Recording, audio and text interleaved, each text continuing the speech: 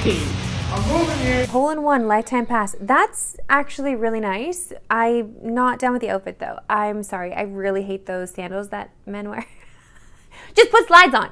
Can you not just wear slides? It's the same amount of comfort. I'm literally wearing slides right now. Please. This is Sportscentre. Hey, I'm Marissa Roberto back from Montreal, and the Edmonton Oilers are in big-time trouble as they dropped Game 2 last night in Florida and are now down 2-0 to the Panthers. In the history of the Stanley Cup Final, teams down 0-2 have won the series just 5 times in 54 tries. The last time a team came back down 2-0 in the Stanley Cup Final, it did feature a Canadian team, as Vancouver was up 2-0 against Boston before losing in 7 in 2011. And that rhymes, so you know it's true.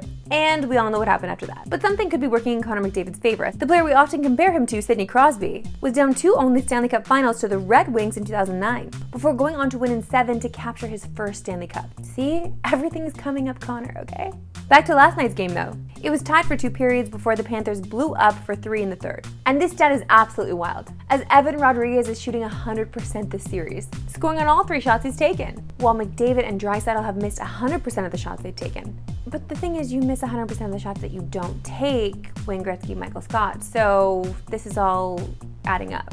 But the main talking point of last night is the giveaway from Evan Bouchard that led to that game winner. Because that was just a brutal giveaway at the worst possible time and cost Edmonton the game. It's just, you gotta hang your head on that one, you know, it's tough. But either way, it didn't look like Edmonton was beating Bobrovsky last night. And they really haven't all series, which is a major difference compared to last year's Cup final. And if Bobrovsky keeps playing at this level, then the Cup is pretty much heading to Miami. One other big question heading into Game 3 though, is will or should Leon Draisaitl be facing a suspension for this hit on Alexander Barkov, who left the game and did not return.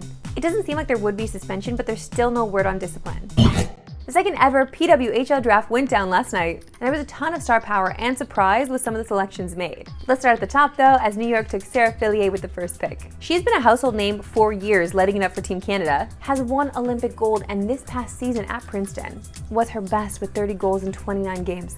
And that bodes well for a New York team that had just 4 forwards score 5 or more goals last season. Fillier was followed up by another Canadian star forward, Danielle Serdachny, who scored the golden goal for Canada against the US at this past year's Women's Worlds, and joins an Ottawa team that also features Team Canada forwards, Brianne Jenner and Saskatoon's very own Emily Clark.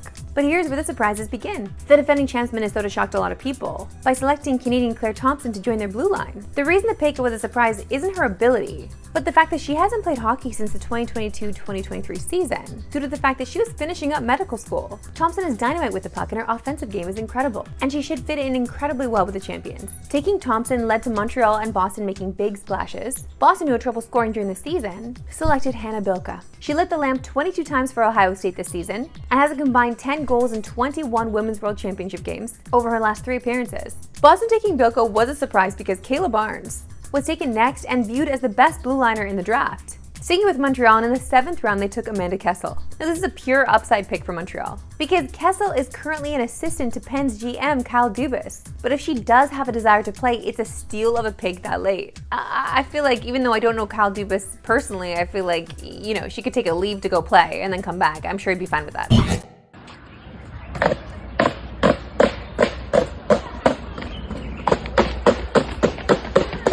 We got dogs on skateboards. What more do you want? Time now for my favorite segment and yours, Why We Love Sports Today. Why we love sports today. And let's give this our full attention because even I can't skate this good, and that's been proven.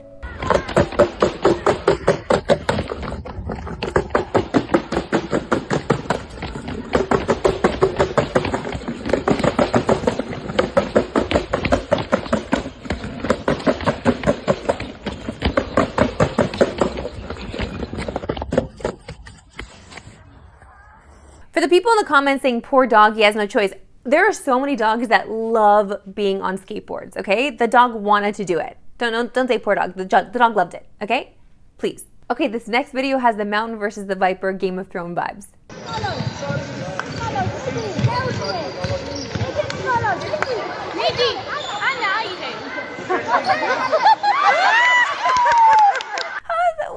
did that happen? Like, what kind of league is this?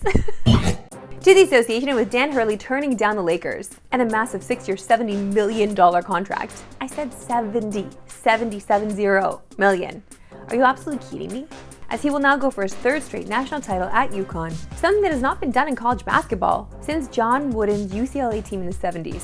So with Hurley staying, what is next for the Lakers? Among them, James Borrego, who is the top assistant in New Orleans. He had been a head coach in Charlotte, where you saw improvement every year. You saw very good player development, got in the play-in tournament a couple times with them. And you can expect they'll circle back with him again. And there'll probably be others, 2-3 coaches that they bring back in. And I think they can scour now, see, is there somebody else perhaps who becomes available that wasn't available 2 weeks ago or whenever that was. But I'm told their goal in LA is to have a coach in place by the draft on June 26th. And then there's the question of LeBron James. Well, yeah, everyone expects him to be back in LA, but that is by no means a guarantee. And even if he does stay, LeBron will be 40 next season. Well, our friends at FanDuel have odds on LeBron's next teams. And LA are the overwhelming favorite, with Cleveland, Philly, and Miami the next 3 teams on that list. And the Raps way down there at 100-1. I mean, go figure. I guess we'd expect that, no? At this point. That's it for me today. We'll start picking them out 3-star. No Pacific! Have a good one.